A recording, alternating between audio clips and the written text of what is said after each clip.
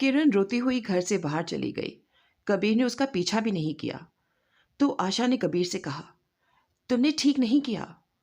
कबीर ने आंखों से आंसू पोंछते हुए कहा, क्या करता मैं अपने पे काबू नहीं रख पाया। आशा ने कहा, कबीर तुम किरण के घर चले जाओ और उससे माफी मांगो, वरना बात बिगड़ जाएगी। कबीर कुछ नहीं बोला, अपना सर पकड़ के बैठा रहा। आशा ने फिर से कहा, कबीर मेरी बात मान लो, यही ठीक रहेगा, नहीं तो मामला बड़ा हो जाएगा। कबीर ने तेज आवाज से कहा, किस मुंह से जाऊंगा उसके घर। आशा ने प्यार से कहा, कुछ नहीं होगा, एक सॉरी बोलो कि सब ठीक हो जाएगा। कबीर, आशा तुम समझ नहीं रही हो, उसके दिमाग में सब कुछ गलत भर चुका है तुम्हें लेकर। आशा, कबीर समझने की कोशिश करो, उसके साथ बैठ के उसे समझाओ, समझ जाएगी। कबीर, और तुम्हें गलत ठहरा दूं। आशा ने कुछ सोचते हुए कहा, अगर ऐसी बात बनती है तो मैं तैयार हूं। कबीर ने कहा, आशा देखो, मैं ऐसा नहीं कर सकता, हमारे बीच कुछ गलत नहीं है, तो मैं नहीं कर सकता। आशा बोली, तो ये साबित करने में तुम्हें वक्त लग जाएगा और तब तक सब कुछ तबाह हो चुका होगा। तभी आशा का कॉल आता है। उसने देखा कि ये कॉल उसकी ऑफिस से आ रहा है। उसे ऑफिस अभी निकलना पड़ेगा।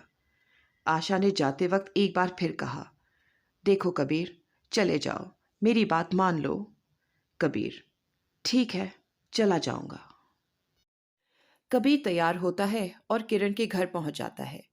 डोरबेल बजने की आवाज सुनकर किरण के पापा ने दरवाजा खोला। अरे आप, आइए आइए, अंदर आइए, और कमरे में सोफे पर बिठाया और कबीर के हालचाल के बारे में पूछा।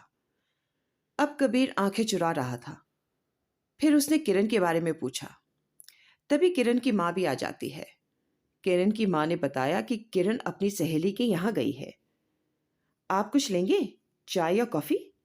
वैसे मैंने सुना है कि आप चाय कॉफी की जगह कुछ और ही लेने लगे हैं। कबीर शर्मिंदा था। उसने कुछ नहीं कहा और चुप बैठा रहा। किरण की माँ ने कबीर से पूछा, ये आपने अपना क्या हाल बना रखा है? बड़े बड़े बाल, शेविंग भी नहीं कराई, कोई परेशानी है तो बताइए। कबीर ने कहा, मुझे किरण से बात करनी है। उनके बीच शिकायत चल ही रही थी, तभी किरण बहुत ही परेशान और दुखी मन के साथ एक वकील लेकर अंदर आ जाती है। वकील को देखकर सब आश्चर्य में पड़ जाते हैं। किरण और वकील साहब सीधे ऊपर वाले कमरे में चले जाते हैं। वकील को देखते ही माँ भी उनके पीछे पीछे कमरे में पहुंच जाती है। माँ ने चिंतित स्वर में पूछा, क्या हुआ किरण बेटा, सब ठीक तो है? किरण कुछ नहीं बोली, लेकिन उसकी आंखें सब कुछ बयां कर रही थी। रोने की वजह से उसकी आंखें लाल और फूली हुई थी।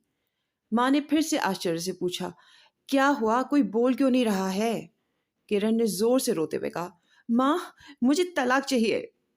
माँ कुछ देर तक चुप रही, फिर किरण को समझाते हुए बोली, किरण, भावनाओं पे काबू रखो, अभी इसकी कोई जरूरत नहीं है। कबीर अभी अभी घर पर है और वो अपनी गलती मानने के लिए तैयार है और तुमसे माफी भी मांग रहा है। सब बैठकर बात करके सुलझा लेंगे। किरण ने गुस्से से लाल होते हुए कहा, क्या वो यहां तक आ गया? उसकी हिम्मत कैसे हुई मेरे दरवाजे पर आने की? किरण की मां ने कहा, किरण कैसे बात कर रही हो, आखिर वो तुम्हारा पति है। किरण गुस्से से बोली, पति जानवरों जैसा व्यवहार नहीं करते। मां ने किरण को पूरी बात बताने को कहा, आखिर हुआ क्या है, मुझे पूरी बात तो बताओ। तब किरण सुबह हुई पूरी घटना के बारे में अपनी मां को बताती है।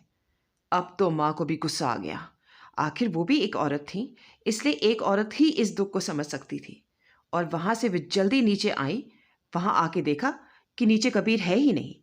किरण के पापा फोन पर बात कर रहे थे।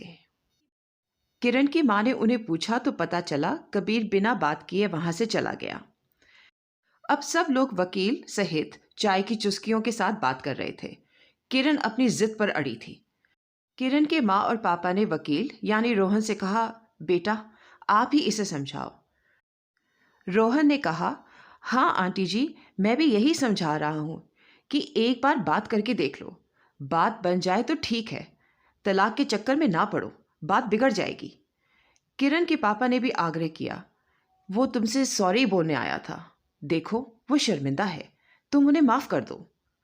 मम्मी पापा और दोस्त रोहन के कहने पर किरण मान तो गई, लेकिन एक शर्त पर। किरण के पापा ने पूछा, शर्त?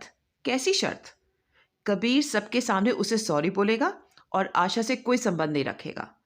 रोहन ने भी कहा, हाँ तो ठीक है, वो तो उसे करना ही पड़ेगा। घर का माहौल अब थोड़ा सा सामान्य होता दिखा। किरण ने रोहन से कहा, रोहन तुम कल आ जाना, मैं तुम्हारे साथ चलूंगी। अगर सब ठीक रहा तो ठीक, नहीं तो मैं तलाक की अर्जी दे दूंगी। रोहन, ओके, होप सो, सब ठीक रहे। फिर रोहन जाने लगता है। किरण उसे दरवाजे तक ड्रॉप करने चली जाती है। बाय बोलते हुए रोहन ने कहा, किरण, अगर उस दिन तुमने हाँ बोल दिया होता तो शायद आज ये दिन ना देखना पड़ता। रोहन प्लीज, अभी के लिए जाओ, कहते हुए किरण अपनी आंखों से आंसू पोंछने लगती है। रोहन ने एक लंबी सांस ली और बाय टेक केयर कहता हुआ चला जाता है। किरण बहुत देर तक दरवाजे पर खड़े उसे निहारती रही, जब तक उसकी गाड़ी नजर से ओझल ना हो गई। कुछ देर बाद अंदर से आवाज आई, उसकी माँ ने उसे पुकारा। तब किरण अंदर गई। किरण की माँ ने उसे आराम करने को कहा और किरण अपने कमरे में जाके आराम करने लगी। जब किरण अपने कमरे में चली गई तो किरण की माँ ने सारी बात उसके पापा को बताई। सारी सच्चाई जानकर उन्हें बहुत दुख हुआ। दोनों की आंखों में आंसू थे। वास्तव में माँ बाप के सामने बेटी के तलाक की बातें हों तो इससे ज्यादा दुख की और क्या बात हो सकती है, जिसे उन्होंने कभी दुखी देखा ना हो और अब उस पर दुखों का पहाड़ टूट गया हो। वो यही चाह रहे थे कि उनकी बेटी का तलाक ना हो। वो चाह रहे थे कि किसी भी कीमत पर उसका घर बच जाए। इधर कबीर ने जब तक दारू नहीं पी थी तब तक उसका दिमाग सही था। किरण के घर से निकलते ही उसे ऐसा महसूस हुआ कि मानो उसकी इज्जत लुट गई हो। वह नीचे बैठा रहा और किरण अपने पुराने यार वकील रोहन के साथ ऊपर चली गई। उसे एक नजर देखा तक नहीं। अब उसकी गलतफहमी और भी बढ़ गई थी। उसकी आंखें लाल पीली होने लगी थी। इसी गम में वो पास के बार में दारू पीने के लिए चला जाता है। उसने आज तो हद ही कर दी थी।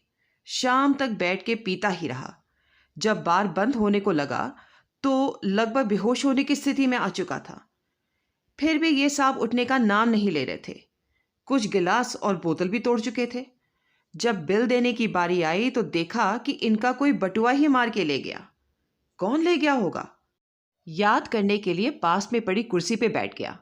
बार के मालिक ने उसे बिल का भुगतान करने के लिए कहा, लेकिन उसके पास तो पैसे थे ही नहीं। वो तो लगभग बेहोशी की हालत में था।